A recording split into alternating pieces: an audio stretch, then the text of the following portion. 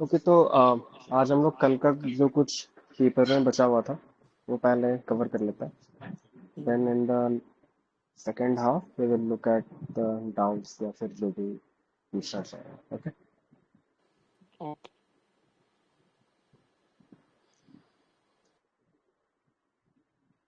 तो यस्टरडे हम लोगों ने देखा कि काफी जो क्वेश्चन थे वो डील हो रहे थे स्टैटिक के थ्रू। मतलब जो हम लोग रेगुलर फेज ऑफ प्रिपरेशन में प्रिपेयर करके जाते हैं। For example there was a question on the evolution of collegium system in India और उसका comparison with respect to American appointment system. Okay तो यहाँ पे दो तीन पार्ट है। पहले तो you have to describe the evolution of collision, फिर क्रिटिकली एग्जामिन करना था एडवांटेज और डिसएडवांटेज को जो अमेरिका के सुप्रीम कोर्ट और इंडिया के सुप्रीम कोर्ट में होता है। ओके तो आई थिंक कल भी किसी ने पूछा था कि हाउ डू यू आइडेंटिफाई और इंटरप्रेट द क्वेश्चन। तो बहुत बार क्वेश्चन में डायरेक्टली आपके पास लिखा हुआ है कि आपको क्या क्या बोलना है। इस क्वेश्चन में तीन पार्ट है।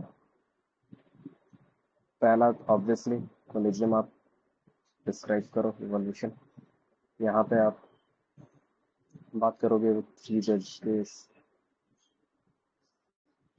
फिर 2015 का एनजैक, ये आपका इवोल्यूशन पूरा दिखाएगा एक पार्ट ऑफ इट। अगला पार्ट हो गया you have to critically examine. अब क्रिटिकली एग्जामिन है तो दोनों ही बातें होंगी, एडवांटेज एंड डिसएडवांटेज दोनों ही कंट्री की, जो इंडिया और यूएसए की। Again this is not something जो करंट अफेयर में आता है रहता है, ये यूजुअल प्रिपरेशन के टाइम ही हम पढ़ते हैं। That thing I was telling you yesterday कि स्टैटिक काफी हेल्प करता है क्वेश्चन डील करने में। नाउ एक तो ये टाइप के क्वेश्चन हो गए, ये आउट ऑफ 20 अबाउट 12-13 तो हर कोई को मिल जाएगा जो यूजुअल प्रिपरेशन वाले क्वेश्चन या करंट अफेयर वाले क्वेश्चन डायरेक्ट दिखता है। बट काफी क्वेश्चन ऐसे भी होते हैं जो पहले लुक पे ऐसे लगते नहीं है कि नॉर्मल है या फिर आउट ऑफ द बॉक्स लगता है। फॉर एग्जाम्पल एक क्वेश्चन आया था women social capital complements advancing empowerment and gender equity इसमें। नाउ ये कोई डायरेक्ट टॉपिक है नहीं हमारे जीएसटी में। Still you can, if you remember, एक टॉपिक होता है जहाँ पे हम लोग सेल्फ हेल्प ग्रुप पढ़ते हैं जो एनजीओ वाले टॉपिक में, सोशल इशू वाले टॉपिक में। तो basically if you have done GS 4 और जीएस 1 का प्रिपरेशन भी, तो you would know social capital क्या होता है। सोशल कैपिटल बेसिकली कम्युनिटी का नेटवर्किंग वगैरह से जो हेल्प होता है उसको बोलते हैं। That includes networking, trust, everything. तो जीएस 2 में भी हमारा जो स्टैटिक का प्रिपरेशन होता है उसमें हम लोग सेल्फ हेल्प ग्रुप पढ़ते हैं जो मोस्टली वुमेन सेंट्रिक होते हैं। तो इस क्वेश्चन में वो वाला एंगल लाना था, लाइक केरला का कुदम्बश्री। ये हमारे यूजुअल प्रिपरेशन में काफी पढ़ा जाता है। फिर you will use the GS 1 का काफी एग्जांपल डिमॉन्स्ट्रेशन इफेक्ट कि हाँ सक्सेसफुल वुमेन को देख के काफी चेंजेस आती हैं परसेप्शन में भी और अप्रोच में भी। यहाँ पे यू कैन राइट गवर्नमेंट का वो बेटी बचाओ बेटी पढ़ाओ वगैरह। तो ये कभी कभी डील करना पड़ता है in the examination hall itself. That you have to do, और ये तभी हो पाएगा when you have done the core static part. तो ये अगेन ये पेपर हाईलाइट कर रहा है कि कितना इंपॉर्टेंट है टू कवर द सिलेबस। ये not running after random current affair, वो बहुत हेल्प नहीं करेगा अगर ये रेडी नहीं है पूरा तो। ठीक है। Now there was another difficult question जो जस्ट इसके बाद ही था, ये था ई गवर्नेंस के ऊपर। E governance project that have built in bias towards technology and backend integration than user centric design. अब ये भी थोड़ा टेक्निकल JS3 टाइप लग रहा है, but again you can deal it with जो नॉर्मल नॉलेज हमारे पास है ई गवर्नेंस का। अब ई गवर्नेंस में हम लोग क्या क्या पढ़ते हैं, G2G, G2C, ऐसा G2B, ये सब टर्म्स आप लोग पढ़ोगे जब गवर्नेंस का टॉपिक पढ़ोगे। अब यहाँ पर हम इंटरऑपरेबिलिटी, यूपीआई, डिजिटल स्टैक, ये सब कुछ पढ़ते हैं। तो यहाँ पे एक ये करना है आपको कि बस आप एक्सप्लेन करो ये बैक एंड इंटीग्रेशन और ये सब का मीनिंग क्या होता है। आप दिखाओ कि हाँ कभी कभी प्रॉब्लमेटिक होता है। एग्जांपल हम लोगों ने सबने IRCTC यूज किया है, वो बहुत यूजर फ्रेंडली नहीं है।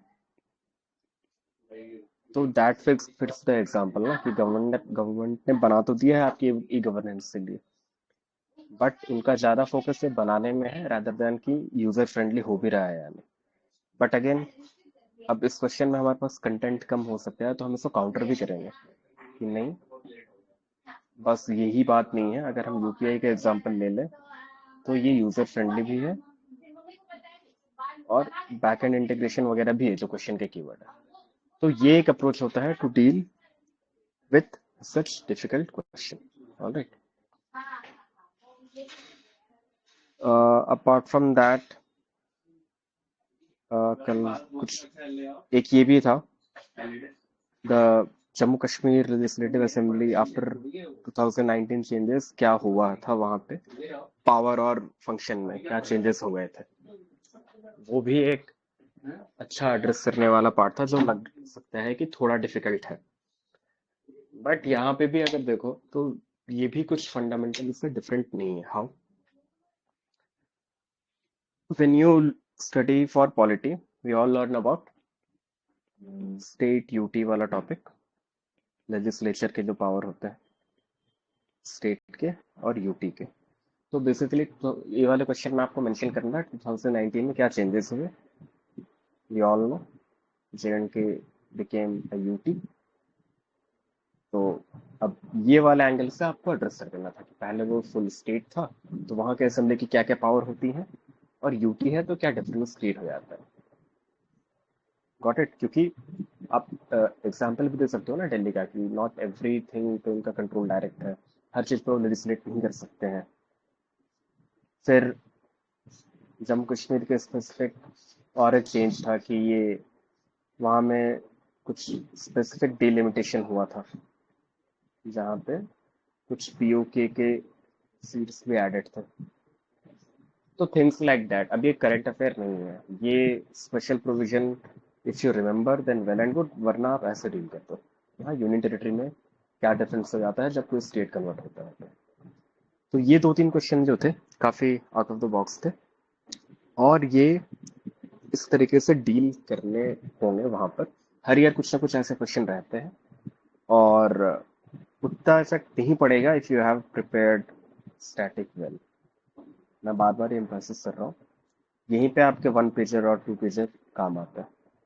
क्योंकि जब आप ये वन पेजर्स बना लेते हो थ्रू रिगरस प्रोसेस और going through a lot of material, तो काफ़ी चीज़ें आपके माइंड में ऑलरेडी आ जाती हैं। तो वहाँ पे ये टेंशन फिर नहीं रहती है कि how I am going to deal with such question और not.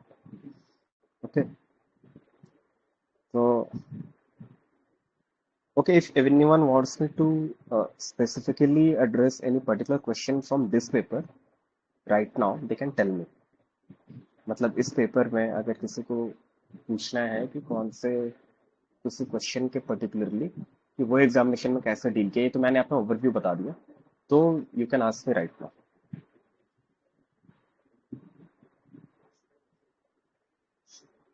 Otherwise I will keep telling you the overview. कोई है, कोई पूछेगा?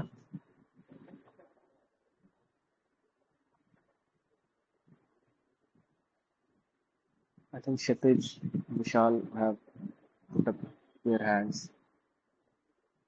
Can you unmute them?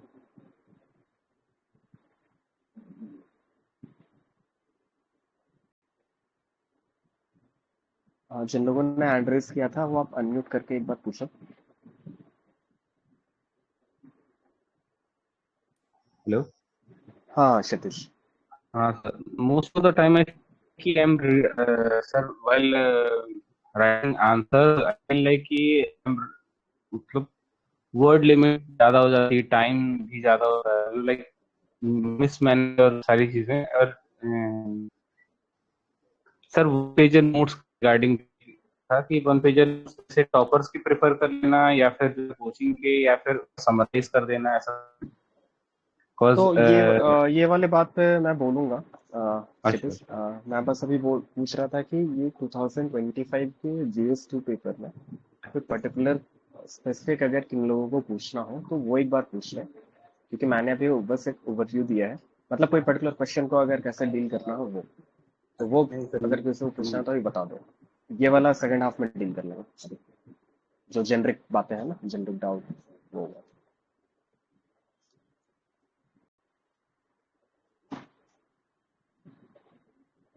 हाँ, तो कोई वो पूछना चाहता है या फिर हम फिर पेपर को ओवरव्यू को हम लोग रैप अप करेंगे? तो आई थिंक स्पेसिफिक फिर कोई नहीं पूछना चाह रहा है अभी। तो what my overview of 2025 paper was, it was static heavy, not much current.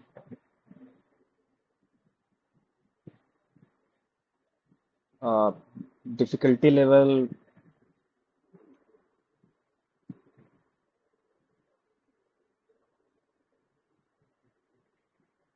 मेरी स्क्रीन दिख रही है क्या? Wait.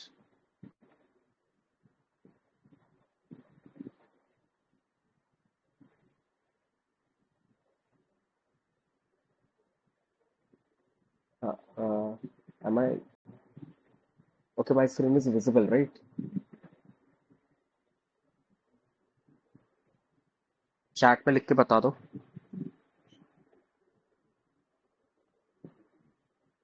Okay okay. हाँ, तो I was talking about overview of the paper. ये स्टैटिक हैवी था, बहुत ज़्यादा कुछ करंट नहीं था। Difficulty level I would say कि थोड़ा थोड़ा स्पेसिफिक था। Okay, is it not visible right now?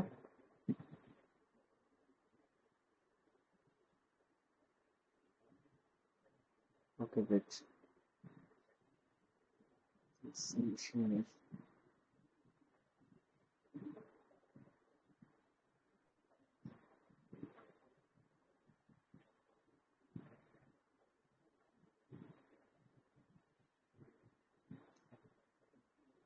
I think it should be visible right now. Can anyone confirm? Okay हाँ। तो आई वाज टेलिंग यू कि थोड़ा पेपर स्पेसिफिक होता जा रहा है एवरी ईयर। ये एक चैलेंज है, but unlike 2024, this year there were questions that everyone could have answered something. तो मैं ये नहीं बोलूँगा कि 2024 से बहुत ज़्यादा डिफिकल्ट था। तो ये मेरा ओवरव्यू था कि जिसने भी एक या दो राउंड प्रिपेयर किया होगा मेंस के लिए, जस्ट द कोर पार्ट, वो ठीक ठाक हैंडल कर गए होंगे पेपर में। Okay, that emphasizes the importance of your static coverage. All right. Okay, ठीक है। तो अब जनरल डाउट लेते हैं, अगर किसी को स्पेसिफिक और पूछना नहीं है तो। Okay, I am asking again, 2025 के पेपर पे किसी को अगर कोई पर्टिकुलर क्वेश्चन पूछना हो कि कैसे वो डील किया, तो अभी पूछ लो। फिर हम लोग जेनरिक वाले बात पे आएंगे, जो वन पेजर या जो भी आपने पूछा था। ओके, शेखर का हाथ फिर आपका है। Shekhar, do you want to ask something?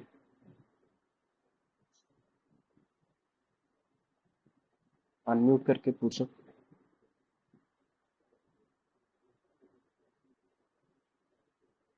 Hi, no, actually, I was just letting you know that the screen is visible or not. Okay okay okay, that's fine.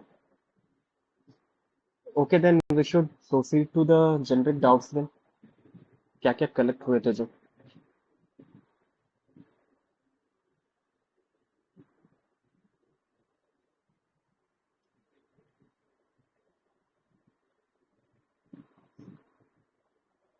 I think क्षितिज का पहला था।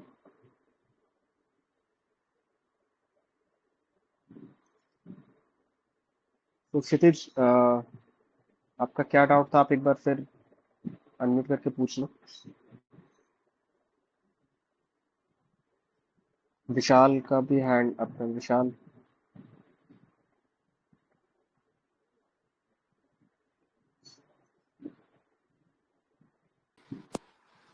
Hello, good afternoon, sir. हाँ Vishal, yes, good afternoon. Sir, just wanted to know कि मतलब अभी I was making a little extensive notes for GS2. Okay, जैसे social justice और society का मैं क्लब करके बना रहा था, ठीक है। एंड गवर्नेंस के लिए I would keep it in a way कि जैसे जो मेन थीम है, सिटीजन चार्टर है, इनको 3-4 हाँ पेजेस हाँ तक लेकर जाना है। जो थोड़ा हाँ, स्लाइटली लेस आस्ड है उनको 1-1.5 पेज में रिस्ट्रिक्ट करना है। सर जीएस ठीक है। 2 के लिए जो मेन थीम्स हैं, फेडरलिज्म, एसओपी, सेम उसका यही हाँ है। हाँ, पर सर और कैसे शॉर्ट डाउन करना है? मतलब थीम्स मैंने एक तो पीवाईक्यू से उठाई है, ठीक है। एक सिलेबस से उठाई है, हाँ ये दो जगह से थीम उठाई है, तो नोट्स थोड़े बल्कि जा रहे हैं। हाँ, प्लस नोट्स बल्कि होंगे प्लस इनिशियली तो। डायमेंशंस में सर जैसे पेपर स्पेसिफिक होता है जब नोट्स बनाते हैं, तो कुछ चीजें हाँ स्पेसिफिकली पेपर के हिसाब से ऐड होती हैं। तो टू में मैंने what, why, how, positive, negative, challenges that still हाँ remain after government steps and way हाँ फॉरवर्ड, ये डायमेंशंस हाँ, इंक्लूड करी है मैंने। और जो छोटा टॉपिक है उसको 1-1.5 पेज में समअप करा है, जो बड़ा टॉपिक है उसको 3-4 पेज तक लेकर गया हूं मैं। सर इसके अलावा और क्या ऐड करना है सर? जैसे कोट्स हो गए, जैसे पीएम हाँ और एक्सटर्नल अफेयर्स मिनिस्टर का कुछ कोट है किसी से रिलेटेड आईआर में, या फिर सर जैसे कमेटी और आपका डेटा हो गया, ये सारी चीजें सर मतलब वन स्टॉप सोल्यूशन में बनाना चाह रहा था अपने नोट्स को। तो इसके अलावा और क्या ऐड करना चाहिए सर नोट्स के अंदर? आ, देखो, मेरे हिसाब से जैसे आप बोल रहे हो कमिटी और ये वन स्टॉप सोल्यूशन, अब कुछ कुछ जो है ना, कुछ कुछ बहुत आपको ग्रेजुअली आएंगे। फॉर एग्जांपल कमिटीज की आप बात कर रहे हो, तो यस सर। गवर्नेंस से पार्ट जब आप डील करोगे, गवर्नेंस, सोशल जस्टिस, अब इन यस सब सर। की अगर आप देखो कमिटी एक जगह जो बहुत आपको कलेक्टेड मिल भी जाती है बहुत जगह। जैसे कि अगर आप देखो होगा कि हम इस मेन से टाइम ये चैनल पे डाला हुआ था, तो यस सर। मेरे हिसाब से ऐसा करना कि कमिटीज वगैरह you can collect from any source like the ones uploaded at our channel. वहां पर से फिर आप देख लो कि कहाँ कहाँ वो रेलेवेंट बैठ रहा है और डाल दो, क्योंकि कमिटीज आप देखोगे ना तो काफी काफी रिकमेंडेशंस देती है। कमिटीज हो गए, फिर कमीशंस हो गए, like Sarkaria commission, national commission for working of constitution, इन्होंने काफी मल्टी डायमेंशनल चीजें बोली है। तो इन चीजों को ना आप, फॉर एग्जांपल कमीशंस तो मैं बोलूंगा ये पार्ट ऑफ प्रिपरेशन काउंट करना, और इनको उस यस सर। तरीके से पढ़ना और एक्सट्रैक्ट कर लेना जो भी चीजें हैं टॉपिक के अकॉर्डिंग। फॉर एग्जांपल अगर आपका गवर्नेंस का कोई नोट्स बना हुआ है A4 पेज पे, वहां पे कुछ एक रिकमेंडेशन किसी ने भी दिया होगा, आप वहां पे जाके ऐड कर देना। आप ओके। फेडरलिज्म पे बात कर रहे हो, तो फेडरलिज्म का जो आपका नोट्स बना हुआ है, तो वहां पे आपके सुप्रीम कोर्ट के जजमेंट्स भी होने चाहिए। ओके, चाहे वो ओके। निबम रबिया हो या फिर आपका 1994 वाला जो जजमेंट है। Okay, yes sir. What was that judgment, forgetting the name, anyway, point है कि वो जजमेंट्स, कमेटी, फिर सरकारिया कमीशन ने गवर्नर के ऊपर बोला था, फेडरलिज्म के ऊपर भी बोला था, तो वो सब आपको ना जहां जहां फिट बैठ रहा है सब आपको वहां पे मेंशन करना है। इसलिए मैं बोल रहा था कि ग्रेजुअल और कंटिन्यूइंग प्रोसेस है। और यस सर। रिगार्डिंग दैट बल्कि थिंग, तो इनिशियली क्योंकि आप पढ़ रहे हो, लर्न कर रहे हो, तो बल्कि होंगे काफी डायमेंशन आप लिखोगे वहां पे। ओके, फाइनल जब आपका 2 या 3 रिवीजन होने लगेगा ना बिफोर एग्जामिनेशन, मतलब बिफोर प्री और मेन से बीच तक, तो वो धीरे धीरे आपको बहुत कुछ चीजें शॉर्ट खुद करने की आदत हो जाएगी। बहुत चीजें आपको लिखनी नहीं पड़ेगी। तो इसलिए मैं बोल रहा था कि फाइनल जो शॉर्ट होता है 1 पेजर, वो एकदम एंड टुवर्ड्स एंड होता है। Yes sir. Initial yes phase में 1 पेज नहीं बनेगा, that is a futile exercise. Initially तो आपको या तो आप खुद अपने नोट्स बनाओगे, कोई और के रेफर करोगे, कोई कोचिंग के रेफर करोगे, या कोचिंग में बना रहे होगे। सर। फाइनली जो होता है ना शॉर्ट वर्सन वर्शन जो आप एंड में आएगा, वो आपका खुद का होना चाहिए। मैं ये बोल रहा था। कुछ ओके, फॉलोअप क्वेश्चन है, मैं पूछ लूं? हाँ हाँ, बिल्कुल बिल्कुल। सर मैं मतलब जैसे आई डोंट लाइक कि मैं किसी इंस्टीट्यूट का कुछ रेफर करूं, क्योंकि ना वहां पर ठीक सब है, कुछ होलिस्टिक रहता है। अगर छोटा भी है 120 पेज पे हाँ, तो वो भी बहुत ज्यादा है। ठीक है, तो सर जैसे मैं अपना हर उसके लिए बना रहा था सर, ऑप्शनल के लिए आई अंडरस्टैंड दिस कि 2-3 बार भी जाएगा। हो हाँ सकता है हाँ, कि 400 पेज बनाऊं और लास्ट में फिर 40 पे आना पड़े मेन से बिल्कुल पहले। बिल्कुल पर बिल्कुल sir should we be comfortable with the fact कि ये जीएस के साथ भी होगा हर सब्जेक्ट में? बिल्कुल बिल्कुल बिल्कुल होगा। क्यों, मैं बता रहा हूँ आपको। क्योंकि ध्यान रखना कि अनलाइक ऑप्शनल, आपका ऑप्शनल क्या है? Sir sociology. हाँ, तो आपका जो ऑप्शनल है ना, आप दोनों पेपर में सोशियोलॉजी पढ़ते हो, राइट, जो अलग अलग टॉपिक होगी। Yes sir. जीएस में दिक्कत क्या है, जीएस में रिकॉल थोड़ा कम क्यों रहता है, क्योंकि जीएस में आप लिटरली 4 या 5 सब्जेक्ट पढ़ रहे हो एक ही पेपर के अंदर। Yes sir. Yes sir. और अगर वो एंड में ना, अगर आपके पास 2-4 पेजेस में नहीं है शॉर्ट हर टॉपिक का, या फिर 6-7 पेजेस में नहीं है, if it is more then 40-50 pages, you can imagine ऐसे पेपर होता है, फिर जीएस 1 होता है, सेम डे जीएस 2 होता है, अगले दिन 3, और फिर 4। Now you plan your preparation, ऐसा रिवीजन इससे पहले 7 दिन और बीच में 2-2 घंटे जो गैप मिलता है, how will you manage that? Sir नहीं ये नहीं, ध्यान आई रखना। आई अंडरस्टैंड दिस, बस ये कंफर्मेशन ले रहा था क्योंकि आई डिड नॉट ये नो होगा कि होगा ये होगा। होगा आपके। और ओके मैं सर। बता रहा हूँ, ये आप अभी से उतना मत सोचो, जब आप प्रिपरेशन के साइकिल में आगे बढ़ोगे ना, ये आप खुद ही कर लोगे। मैं यही बता रहा था आपको, when you revise yes sir. multiple iteration ना, when you do multiple iteration, it will happen automatically. You will feel कि ये अब नीड नहीं है। आपने कोई हेल्थ का नोट्स बनाया होगा 2 पेज का, जहाँ पे प्राइमरी सेकेंडरी टर्शियरी सबके ऊपर बहुत कुछ लिखा होगा। फाइनली जब आप हेल्थ का करोगे, आप देखना वो 1 या 2 पेज में हो जाएगा। वो टर्शियरी वाला पॉइंट आप पॉइंट्स में लिख दोगे, बुलेट पॉइंट में, रादर देन एक्सप्लेनेशन। वो आपके माइंड में रहेगा जब सर 3 राउंड हो जाएगी। मेरा भी थोड़ा इस तरीके से जा रहा है कि सर जैसे हम किसी पे भी नोट्स बना रहे हैं सोसाइटी सोशल हाँ जस्टिस पे, तो सर डायमेंशंस नहीं डालते हम कि हाँ एक हाँ, डायमेंशन खोली उसके अंदर पॉलिटिकल इम्पैक्ट भी आ रहा है, सोशल ठीक है। इम्पैक्ट तो भी आ अभी रहा तो है, आप बना इकोनॉमिक रहे हो इम्पैक्ट ना, भी आ अभी तो रहा आप नोट्स बना रहे हो, अभी आप है। रिवीजन तो नहीं कर रहे हो ना, अभी तो यस बनेगा सर। ये। अभी बनाओ आप।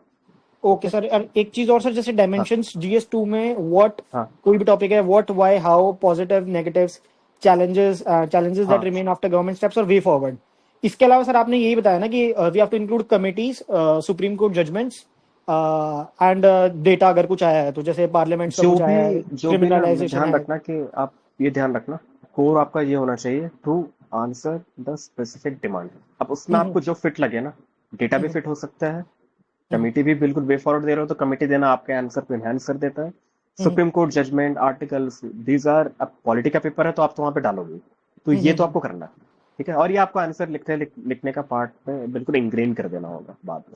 सर इन बहुत नोट्स ज्यादा में नहीं, बट एक होना पीवाईक्यू चाहिए। का डायमेंशंस भी इंक्लूड कर लूँ ना, ये जो 8 स्टेप में बना बिल्कुल रहा हूँ मैं ये बिल्कुल सारी चीजें। बिल्कुल, पीवाईक्यू का डायमेंशन इंक्लूड करना होगा, क्योंकि बहुत बार ये पीवाईक्यू के डायमेंशन ही डिफरेंट क्वेश्चन बन के आता है।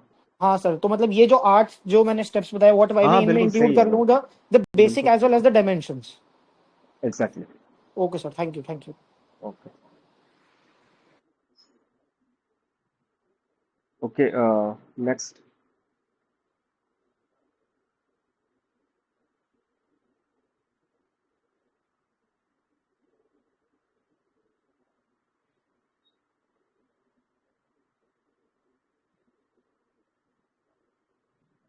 हाँ, और कोई पूछना चाहेगा डायरेक्ट?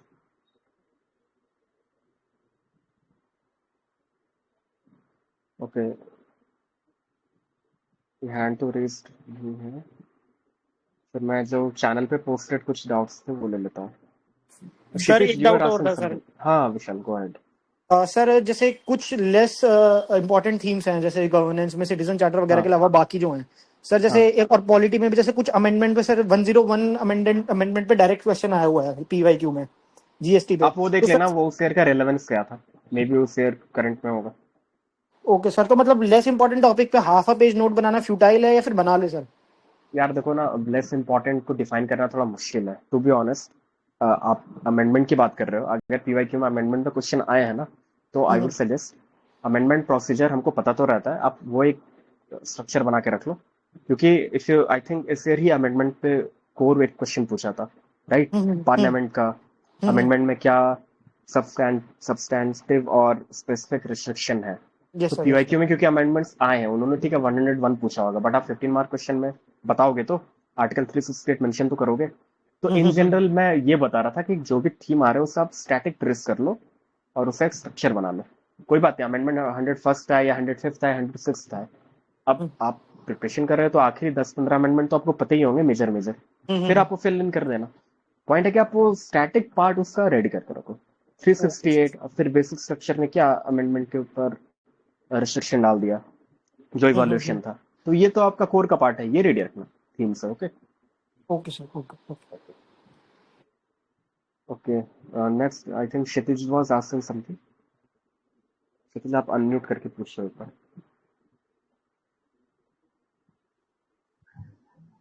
सर काफी कुछ जो विशाल ने क्वेश्चन पूछा उससे डाउट थोड़ा फुलफिल हो गया है, कोई इशू ओके नहीं था।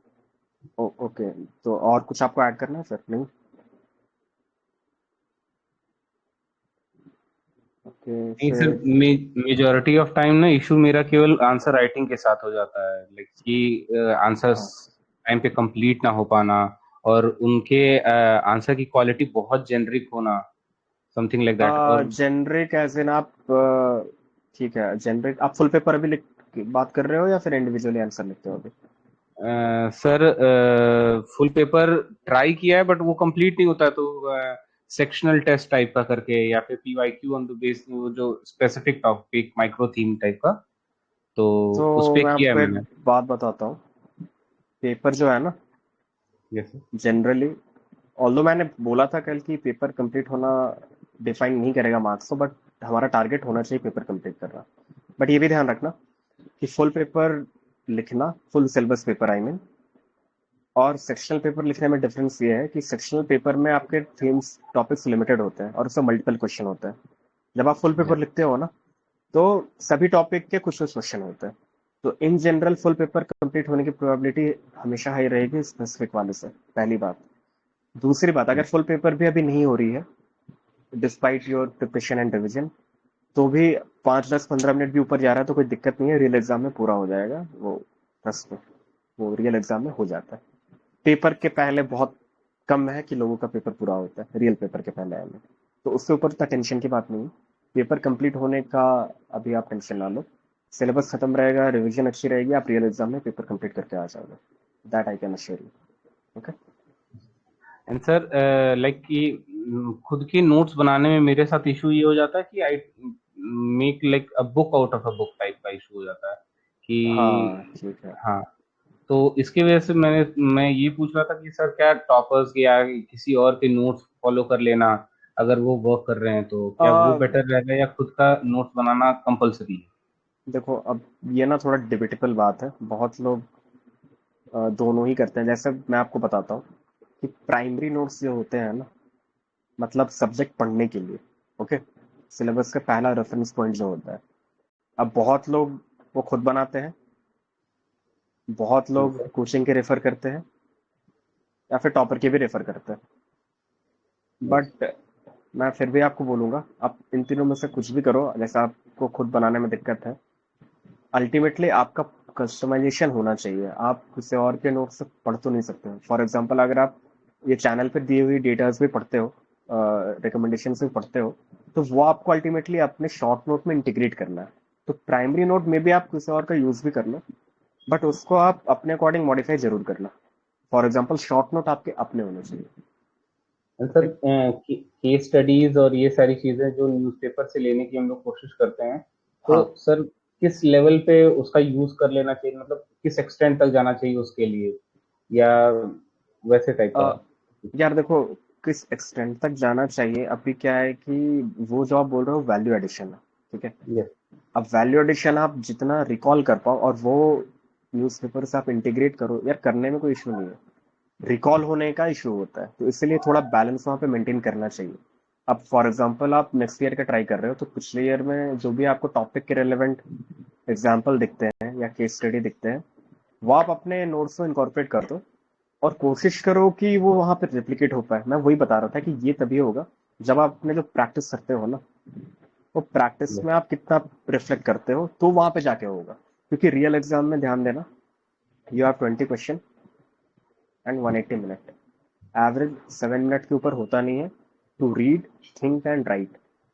तो ये एक्सपेक्ट मत करना वहां पे कुछ नया कर दोगे। यहाँ पर जो आप प्रैक्टिस कर चुके हो, और इसी कारण आपकी नोट्स मेकिंग की मैं बात बोल रहा था। शॉर्ट नोट जब आप 1 या 2 पेज में लाओगे ना, तो 3 या 4 अटेम्प्ट लगता है, एज एन की 3 या 4 रिविजन लगते हैं वो करने में। तो वो जब आप करोगे तो आपके माइंड में सारे टॉपिक बहुत फिट हो जाएंगे, फिर यहाँ पे जल्दी जल्दी निकलेगा, जो आप एग्जाम्पल पे बोल रहे हो। तो नोट मेकिंग और शॉर्ट करना उसको is a part of your practice, okay. इस कारण वो हेल्प करता है, और that cannot happen if you are reading only through someone else. Got it? But ये ध्यान रखना है, ग्रेजुअल और कंटिन्यूड प्रोसेस है, बिल्कुल एब्रप्ट नहीं होगा। ठीक है। Okay sir. ओके, कोई और पूछना चाहेगा direct?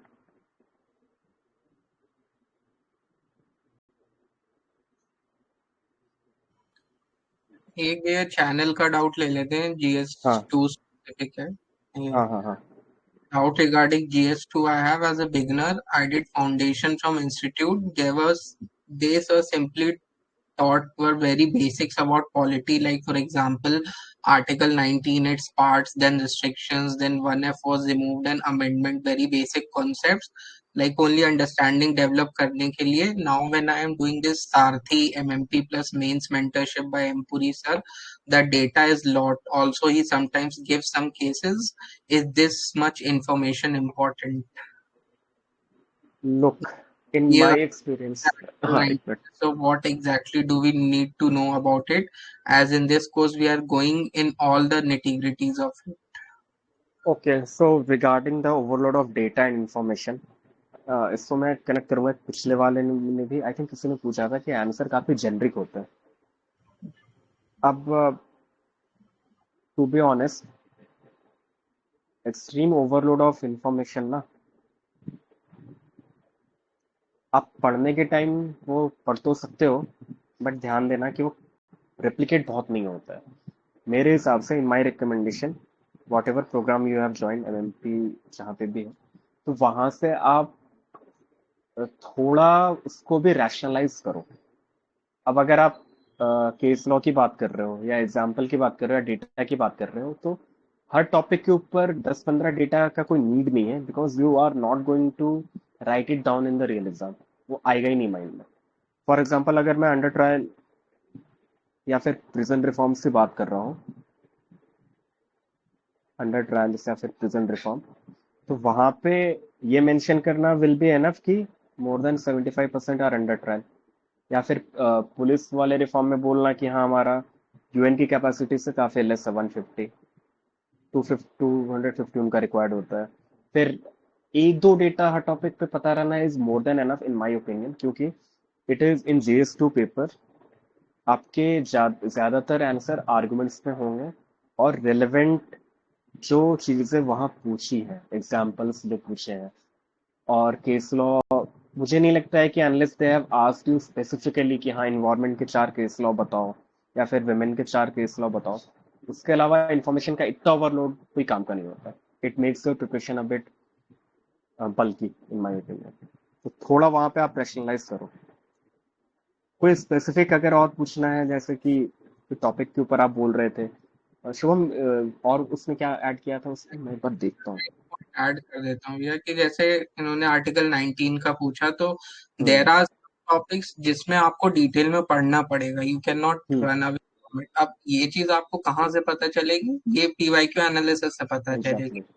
Like if you see PYQs, तो उन्होंने आर्टिकल 21 पूछ रखा है हर बार और स्पेसिफिक हाँ पूछा है. जैसे इस बार भी GS2 का, जैसे सब लोग बोल रहे कि स्पेसिफिक था, तो आर्टिकल 21 में जेंडर जस्टिस पूछ लिया, एनवायरमेंट पूछ लिया, और भी चीजें पूछी हैं. तो these are the some things, specially constitution में, जैसे आर्टिकल 19 हो गया, आर्टिकल 21 हो गया, आर्टिकल 32 हो गया. मतलब these are the core parts of the constitution. तो ये आपको डिटेल में पढ़ना ही पड़ेगा.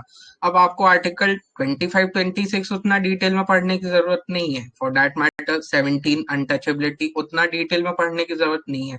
बट ये जो कुछ चीजें हैं, ये आपको डिटेल में पढ़नी ही पड़ेंगी. और वही बात है, ये जो कोर्स ऑफ प्रिपरेशन होता है ना नॉर्मली, लोग एमएमपी जो भी प्रोग्राम है वो मेन स्पेसिफिक जो भी बता रहे हैं, रेगुलर फेज ऑफ प्रिपरेशन में जो आप करते हो, जो सिलेबस देख के या PYQ देख के, तो ऑलरेडी डिफाइंड होता है. जब आप प्री के लिए भी पहले पढ़ते हो, तो कुछ पार्ट तो होते हैं ना जो आप काफी डिटेल में पढ़ते हो, बेसिक हाँ स्ट्रक्चर हाँ. डॉक्ट्रिन डिटेल में पढ़ते हो. जुडिशरी का कोई पहला क्लास भी कोई करेगा, कोई कोचिंग में या खुद, तो they will read about all those 3 जज केस या फिर कॉलेजियम क्या होता है. तो वो लोग पूछ यही रहे हैं.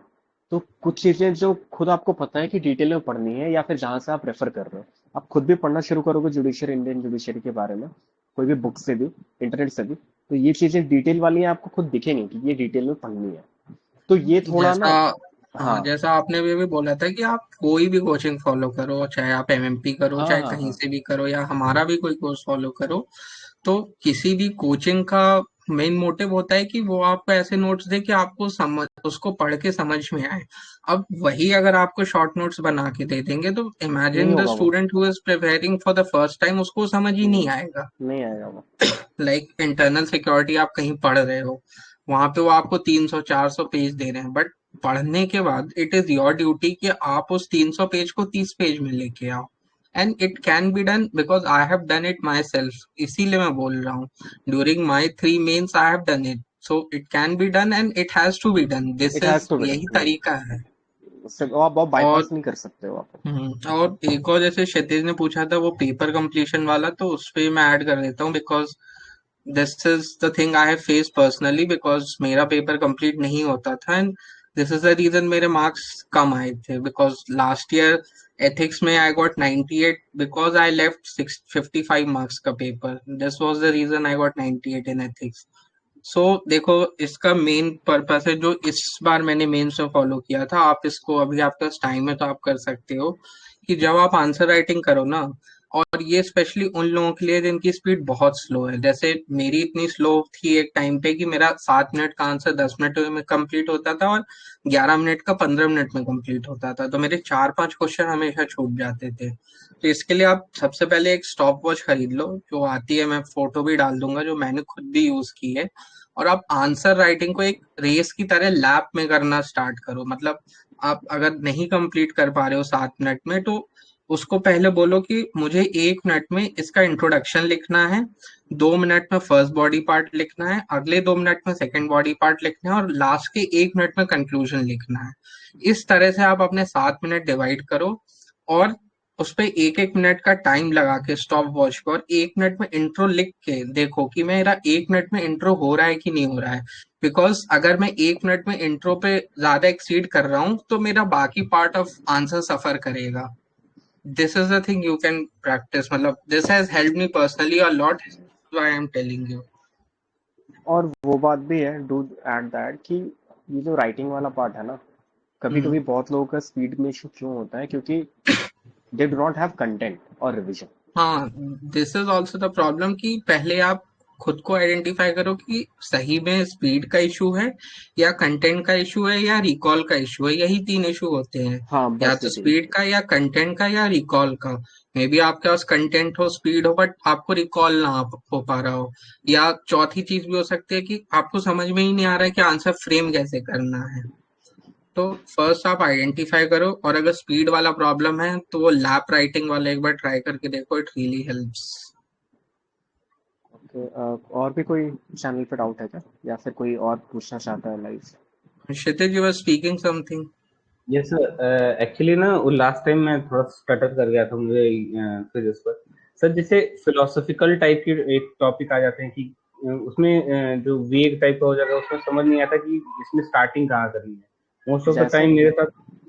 जैसे जैसे सर उसमें आई थिंक इसी वाले में हाँ। पावर्टी पैराडॉक्स करके, पैराडॉक्स जी। पावर्टी करके था। हम्म। उसमें हो गया, या फिर और भी एक आध ऐसे आते हैं जो पीवाईक्यू की बेसिस पे, हाँ, मैं जिसमें समझ गया, आप वो बोल रहे हो कि जैसे ऊपर एक कोटेशन दिया रहेगा और फिर ओके नीचे एक ओके ओके क्वेश्चन ओके। पूछा रहेगा। और उस टाइप के क्वेश्चन में ना मोस्ट ऑफ द टाइम जैसे फील होता है जैसे कि इसकी स्टार्टिंग कैसे करें, हाँ, कि कुछ तो ऐसा देखो स्टार्टिंग और इसमें एंडिंग। ना इस टाइप के क्वेश्चंस में 2 चीजें होती हैं, एक होता है इम्प्लिसिट डिमांड और एक होता है एक्सप्लिसिट डिमांड। तो पहले आपको ये आइडेंटिफाई करना है कि क्वेश्चन की क्या इम्प्लिसिट डिमांड है, उसको आपको कम एड्रेस करना है, और जो उसके बाद लिखा रहेगा ना फिलोसफिकल कोट के बाद, जनरली वो उसकी एक्सप्लिसिट डिमांड होती है, तो आपको उस चीज पे फोकस करना है। बाकी शुभम भैया विल टेल यू। जैसे तुम आपने ये पैराडॉक्स ऑफ पॉवर्टी वाले पे आपने पूछा ना, तो देखो, एक तो जो आप यहाँ पे देखो, इनइक्वालिटी यहाँ पे बोला है इन्होंने, inequality in ownership pattern of resource is one of the major cause of poverty. Okay, ये स्टेटमेंट इन्होंने दे दिया। फिर आपको बोला है कि discuss in context of paradox of poverty. तो क्लियरली यहाँ पे जो है 2 डिमांड है। पहला जो है कि ओनरशिप पैटर्न ऑफ रिसोर्स जो है वो पॉवर्टी का मेजर कारण है। अब देखो, स्टार्ट एज इन, अगर आप इंट्रो की बात कर रहे हो तो ये आपको टॉपिक तो दिख रहा है ना, पॉवर्टी का टॉपिक है, तो यू कैन हाँ start with any data of poverty. Okay, to be on intro you can do anything. For example अभी डेटा था इंडिया का, अगर आप फॉलो कर रहे थे कि वर्ल्ड बैंक के एक पैरामीटर के अकॉर्डिंग हमारा 5.3% एक्सट्रीम पॉवर्टी लाइन है, ठीक है। You can start with that, और you can do that multi Niti Aayog का मल्टी डायमेंशनल पॉवर्टी वाला डेटा, ओके। फिर आप शुरू करोगे इनका एड्रेस करना कि ये जो जो रिसोर्स से बात कर रहे हैं। अब कल आई थिंक मैंने बताया था ये वाला क्वेश्चन पर्टिकुलरली, रिसोर्स ओनरशिप, ये आप डिवाइड कर दोगे। ये आप, बाय द वे, पीवाईक्यू का क्वेश्चन है ये। पीवाईक्यू में इन्होंने बार बार पूछा है अलग अलग रिसोर्स के कंटेक्स्ट में पॉवर्टी क्या होती है, डिप्रिवेशन के कंटेक्स्ट में। तो आप लिख दोगे इकोनॉमिक, सोशल, पॉलिटिकल, सारे टाइप के। इंडिया में तो सारा कुछ है ना, सारा कुछ तो हम रिसोर्स मान सकते हैं, economic resource, social resource, political resource. ये पार्ट जब आपने एड्रेस कर दिया, फिर आप आ जाओगे पैराडॉक्स पॉवर्टी पे। अब पैराडॉक्स का मतलब क्या होता है कि देखो, India at one hand is a 4 trillion economy, but फिर भी हमारे पास इतना पुअर पॉपुलेशन है, 11% पॉपुलेशन है, जो अबाउट $3 के ऊपर वाले में आता है, ठीक है। तो मैं ये बता रहा था, तो ये दोनों डिमांड यहाँ पर है। और भी अगर आप जैसे बोल रहे हो कि उसका अगला क्वेश्चन भी देख लो आप, तो यहाँ पे contemporary model of development quote करके दिया है। तो इसमें हमेशा ध्यान रखना है कि पहला जो कोट होता है, कोई जरूरी नहीं है कि वो क्वेश्चन ही हो, वो आपको डायरेक्शन देने के लिए भी होता है। तो उससे आप टॉपिक आइडेंटिफाई करो, डायरेक्शन आइडेंटिफाई करो, और लिखो आप टॉपिक और क्वेश्चन के अकॉर्डिंग ही। तो उसमें घबराने की बात नहीं, ओके। एंड सर, जैसे ये पैराडॉक्स ऑफ पॉवर्टी वाला क्वेश्चन था, जैसे हाँ ओनरशिप पैटर्न का है, इसमें हाँ पता नहीं सोशियोलॉजी की वजह से ऐसा, इसमें कैपिटलिज्म को मैं लेते आ रहा हूँ ये, और फिर किसी को दिखाने पे लगता है कि अरे पूछा कुछ आप बता कुछ रहे हो, ऐसी टाइप की यार, फील आ रही है। देखो ऐसा ना, अ, देखो, पार्ट तो एक है। अब आपको देखो, ये जनरल स्टडीज का पेपर है, Yes. ऑल्दो कीवर्ड्स अवॉइड करना यहाँ पर उतना मतलब डिजायरेबल नहीं है कि मतलब आप सभी कीवर्ड तो अवॉइड नहीं कर सकते, कीवर्ड तो रख सकते हो, बट आप जनरली ट्राई करो कि आंसर सिंपल वर्ड्स में। और अगर आप कैपिटलिज्म की बात कर रहे हो, तो आप उसको वैसे लिखो ना, इंडिया में लैंड ओनरशिप पैटर्न लिख दो कि हाँ, कॉन्सेंट्रेटेड काफी है, राइट, वो फ्रैगमेंटेड काफी है, इसके कारण काफी लोग ऊपर बढ़ ही नहीं पाते हैं। तो कैपिटलिज्म की जगह आप ये लिखो। मैं समझ रहे हो ना मैं क्या बोल रहा हूँ। Yes sir.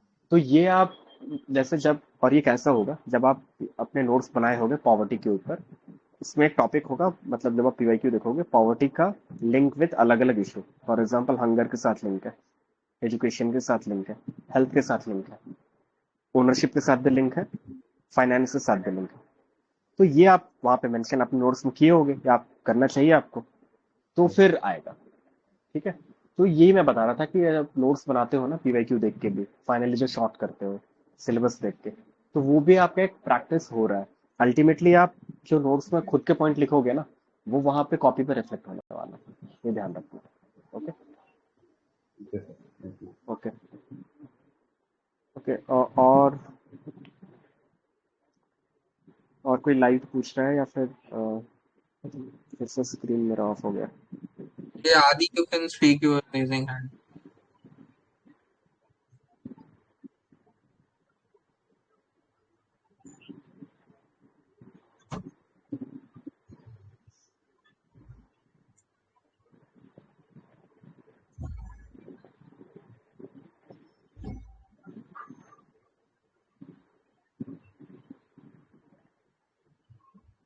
आपको अनम्यूट कर दिया, आप पूछ लो जो क्वेश्चन पूछ रहे थे।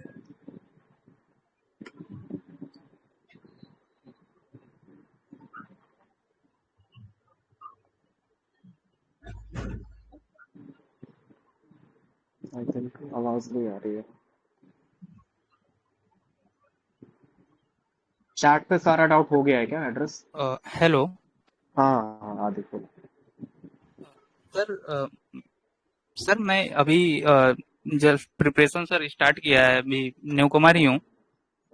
सर मुझे जानना ये था, हेलो सर, मैं ऑडिबल हूँ या नहीं? हाँ हाँ, ऑडिबल ऑडिबल है। तो सर मुझे जानना ये था कि सर बेसिकली तो मतलब सिलेबस वगैरह मैंने अभी GS2 वगैरह का कंप्लीट किया। मैंने आंसर राइटिंग के दौरान सर मैंने फेस किया कि जैसे टॉपर्स के नोट्स हैं या फिर कॉपियां हैं या अदर कोई।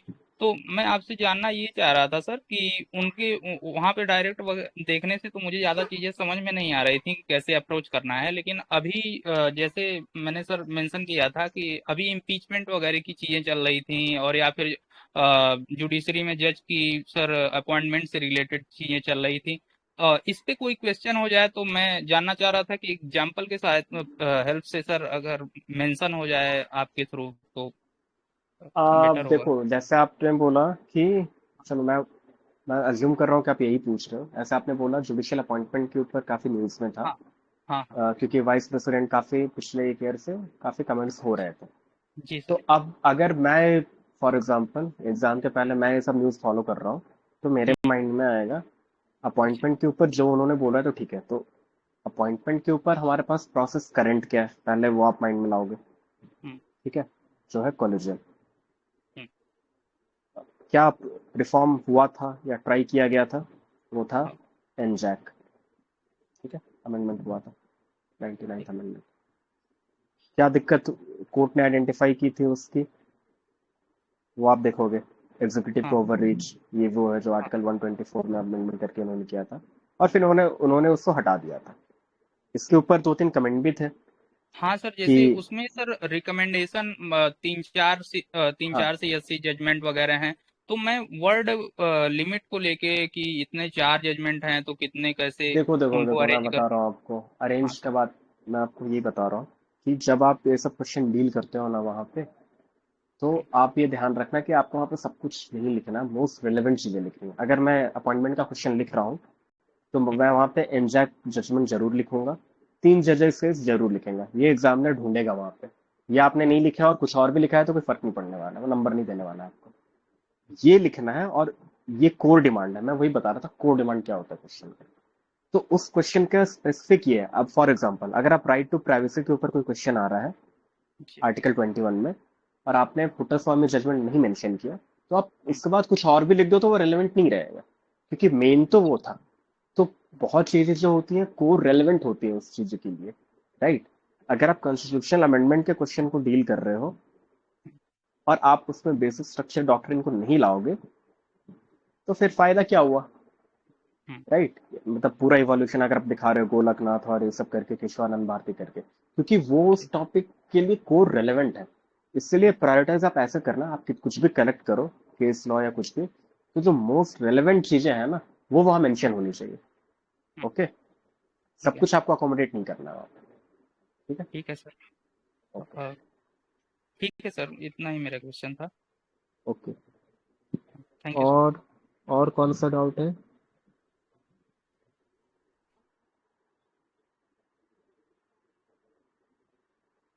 Okay, I think Ekta wants to ask something, but question identify, एक तो आपको बताना पड़ेगा कि थोड़ा स्पेसिफिकली आप बताओ कि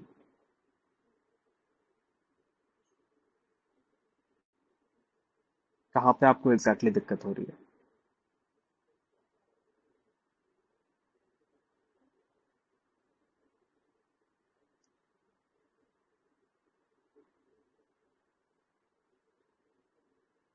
okay, I am waiting.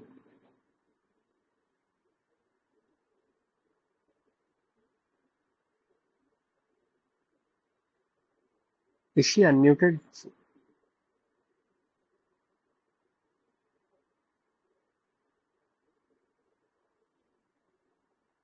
Hello हाँ, एकता आप बोलो।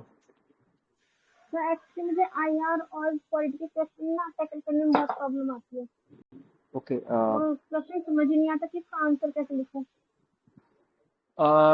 जैसे आप एग्जांपल दो, मतलब कैसे लिखो, जैसे आपने बोला क्वेश्चन आइडेंटिफाई करने में दिक्कत हो रही है। ओके, तो यस सर। अब इन जनरल अगर आप ऐसा बोलो दिक्कत है, तो मैं आपको ये सजेशन दूंगा कि आप दो काम करो। एक ना, आप टॉपर की कॉपी देखो जो अवेलेबल होती है, टॉपर की टेस्ट कॉपी देखो। ठीक है, काफी कोचिंग के वेबसाइट्स पे अवेलेबल है वो, टेलीग्राम्स पे भी अवेलेबल है, कि वो एक पर्टिकुलर क्वेश्चन का कैसे आंसर लिखते हैं। ठीक है, ये बहुत इंपॉर्टेंट पार्ट है। आपको आइडिया लगेगा कि वो क्वेश्चन पढ़ के उन्होंने क्या सोचा और क्या लिखा। ठीक है, और फिर जब आप खुद लिखते हो ना, तो वो ट्राई करो। अब टेस्ट, इससे आप पीवाईक्यू देख के भी मतलब ट्राई कर सकते हो रफ में। तो ये एक इम्पॉर्टेंट तरीका है, ये तो विदाउट प्रैक्टिस तो नहीं होगा। ये आपको टॉपर से कॉपी देखनी पड़ेगी, आपको खुद ट्राई करना पड़ेगा, आपको मॉडल आंसर भी देखने पड़ेंगे। तो ये थोड़ा कंटिन्यूड प्रोसेस रहेगा। तो ही आप धीरे धीरे कर पाओगे। Okay okay sir. ओके, ये टॉपर की कॉपी देखना है एक्चुअली बहुत इंपॉर्टेंट पार्ट ऑफ आपका मेंस प्रिपरेशन है, बहुत हेल्पफुल होता है। Okay okay sir, thank you sir. Okay, anything else then?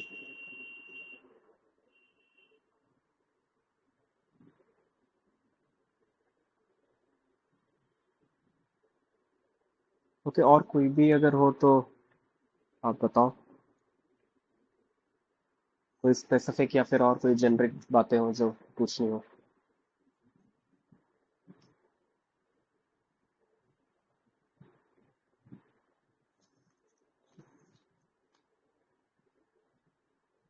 Okay, तो फिर shall we wrap up then?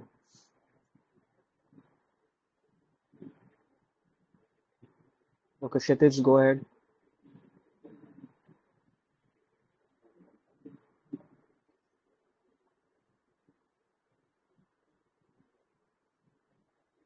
Okay, फिर हम लोग अभी एंड करते हैं। Okay, hello hello. हाँ क्षितिज, बोलो बोलो। ओके, अच्छा सॉरी, ये सर कीवर्ड के क्या रोल रहते हैं इन द आंसर राइटिंग? क्योंकि किसी टॉपर ने बोलता कि नंबर ऑफ पॉइंट आप बढ़ा लो अपने, ना, कि हाँ अगर 10 मार्कर्स क्वेश्चन है तो 6-7 पॉइंट इसके लिख लो, इंट्रो के इतने, कंक्लूजन के इतने। तो सर, और हाँ। कोई कहता है कि जबरदस्त, जैसे एक टॉपर थे, I don't remember the name exactly right now, तो हम्म। उन्होंने कहा था कि मैं जबरदस्ती अपने जो है कीवर्ड्स उसमें डालता था ताकि जो है एग्जामिनर को लगे कि कुछ अच्छा रिलेवेंट लिखा है। तो सर कीवर्ड के लिए कैसे क्या कर सकते हैं? तो देखो यार, कीवर्ड का ना मेरे हिसाब से रोल तो रहता है, मतलब मैंने ऐसा फील किया है। अभी हम लोग ऑल्दो GS 3 का कर नहीं रहे, बट GS 2, इनफैक्ट सारे ही GS में अपने अपने कीवर्ड होता है। ओके, तो कीवर्ड जनरली अगर आप करेक्टली यूज कर रहे हो ना, फॉर एग्जांपल IR का अगर कोई आप क्वेश्चन लिख रहे हो GS 2 में, और वहां पे अगर आप ये वर्ड यूज कर रहे हो स्ट्रेटेजिक ऑटोनॉमी, राइट, ये आप न्यूज़पेपर में काफी पढ़ते होगे, ठीक यस है? तो ये अगर आप वर्ड यूज कर रहे हो अपने कंट्री के कंटेक्स्ट में कि हाँ हमारा डिप्लोमेटिक, हमारा फॉरेन पॉलिसी इंडिपेंडेंट है, तो वो काफी अच्छा एक लुक देता है क्योंकि वो बहुत रेलेवेंट कीवर्ड है। अब उसी तरह जैसे मैंने आपको बोला कि आप अमेंडमेंट वाले क्वेश्चन में बेसिक स्ट्रक्चर डॉक्ट्रिन लिख रहे हो, वो एक रेलेवेंट कीवर्ड है। फिर आप ऐसे वर्ड यूज कर रहे हो ज्यूरिस्प्रूडेंस। ओके, तो देखो ये हेल्प तो करता है, I won't deny it, but फिर भी मैं आपको बताता हूँ कि बिना इसके भी नंबर आते हैं। ओके, आप सिंपली जो क्वेश्चन पूछा है उसको आप एड्रेस कर दो पॉइंट्स में। मान लो क्वेश्चन के 3 पार्ट हैं, तीनों पे आपने 5-5 पॉइंट लिख दिया ना, believe me you will get more than sufficient marks. Keyword का रोल अच्छा है, बट फिर भी मैं बोलूंगा कि keyword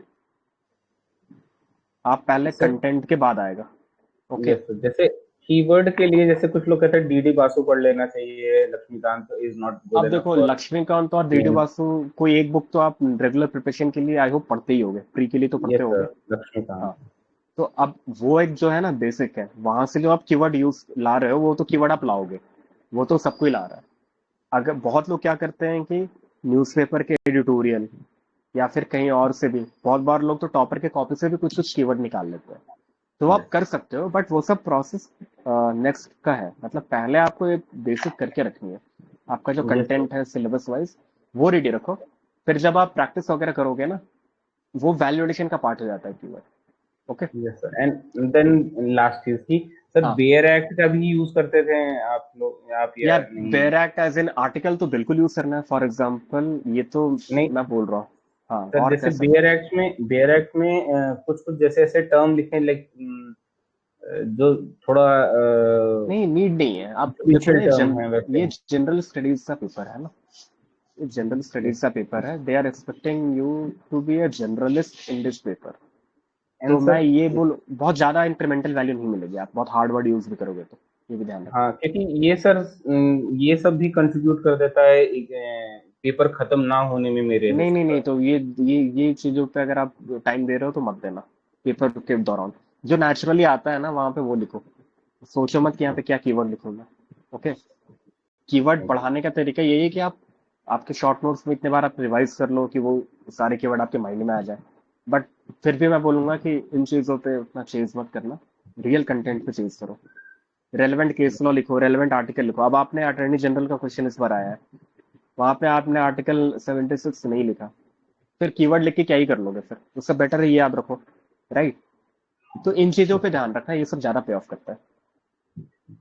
thank you. Okay okay, then we will wrap up today I think. और कोई डाउट है नहीं इसी का? अच्छा okay, Adi you want to ask something more? आप अनम्यूटेड हो, पूछ लो एक बार।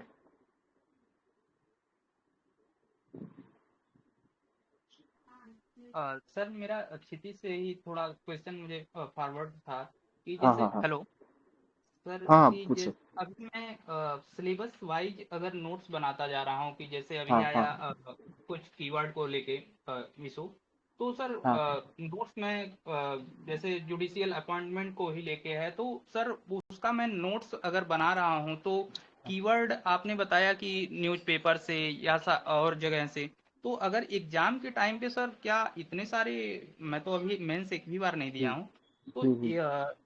एग्जाम के समय पे सर क्या मतलब अगर बहुत ज्यादा रिवीजन रहे हमारा तो वहां पे रिस्टो अपना मतलब चीजें ध्यान आ जाती हैं, या सर प्रेशर में बिल्कुल आएगी, मतलब सारी चीजें वहां बिल्कुल पे आएगी, सब आएगी ध्यान कीवर्ड। में। आप तीन अच्छा चार अच्छा। रिवीजन कर लोगे ना, बिल्कुल आएगी ध्यान। मैं बस वही बता रहा था कि इस कारण इसको भी बहुत ज्यादा बल्क नहीं करना है। वो ध्यान आना इंपॉर्टेंट है, बट हाँ उससे हाँ। ज्यादा इंपॉर्टेंट है ध्यान आना कि रेलेवेंट चीजें जो वहां पे पूछ ली। कीवर्ड वगैरह ना वैल्यूडेशन का पार्ट होता है। मैं वही बता रहा था क्षितिज को भी कि किसी ने नॉर्मल आंसर लिखा है बट सारे रेलेवेंट चीजें उसने मेंशन कर दी, आर्टिकल, हम्म, केस लॉ, और आपने ओनली कीवर्ड लिखा है ना, आप ये मत सोचना आपको ज्यादा नंबर मिलने वाला है। अच्छा वो अच्छा। एडिशन है कंटेंट का, कंटेंट हमेशा बेस रहेगा। ओके, क्योंकि ये ऑप्शनल का पेपर नहीं है, ये जीएस का पेपर है। यहाँ पे नॉर्मल लिखने वाले लोगों के भी नंबर आते हैं अगर वो बिल्कुल करेक्ट डिमांड को लिख रहे हैं। तो माइंड में आप लोग बिठा लो कि आप करेक्ट डिमांड लिखना वहाँ पे। और रिगार्डिंग कीवर्ड आएगा या नहीं आएगा वो आप रिविजन करो 3-4 बार, बिल्कुल आ जाएगा। Okay okay sir. ठीक है sir, very thank you. Okay okay, ठीक है, फिर we will end it today. Next session का कोई भी जो होगा वो आपको अपडेट मिल जाएगा, और आप लोग रेलेवेंट फिर डाउट्स वहाँ पे पोस्ट कर देना। ऑलराइट।